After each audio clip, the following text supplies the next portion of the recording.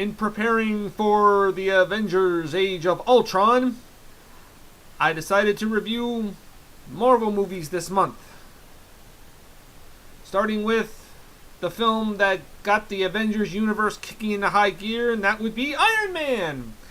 Now I know there were Marvel movies before this, some good, some not so much. But I believe Iron Man really set the stage for these movies.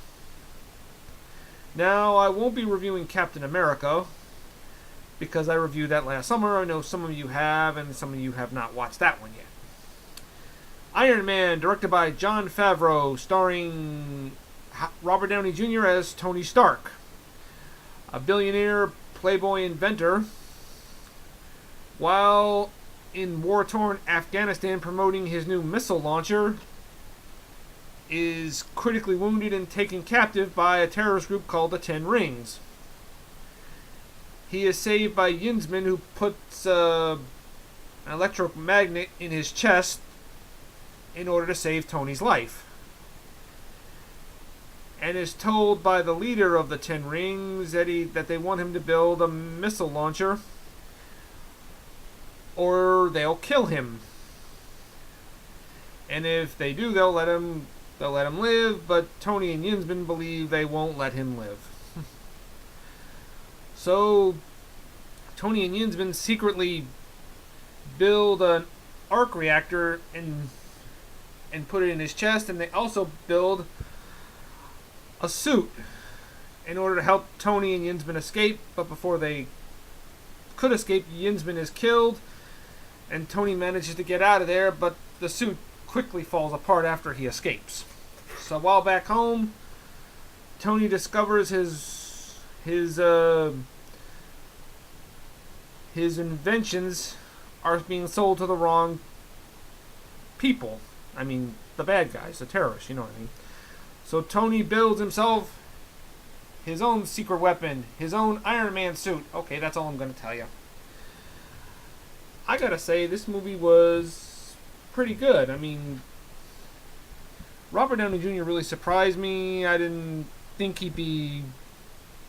I thought he'd be all wrong for the role, because I thought he'd be the total opposite of what Tony Stark would usually thought of to be, but dang, he really surprised me. I mean, this film really got his career going again. I mean, he's been in film after film after film after this. I mean, this film really salvaged his career. And not that the action scenes were pretty decent. Special effects with the suit are pretty good too. And I liked Gwyneth Paltrow as Pepper Potts. She's not just the typical damsel in distress sort of thing, the typical love interest. She's got a lot more to do, and not to mention Jeff Bridges as Obadiah Stane as his partner, and the guy who double crosses him, of course.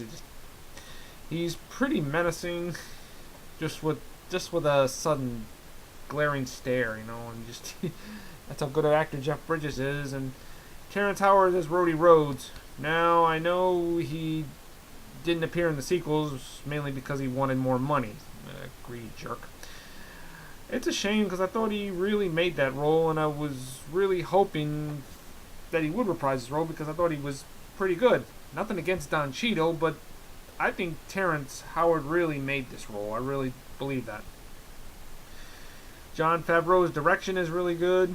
Now, forgive me if I'm not that insightful, because I never really was a fan of the Iron Man comics. I mean, I knew enough about the character, but I didn't really, I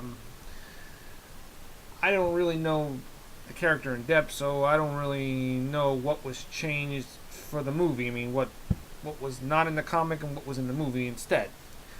And you probably know 2 more sequels followed, which I thought were pretty decent. I mean, I liked Iron Man 2, even though good. I mean, that really got mixed reviews. So did Iron Man 3.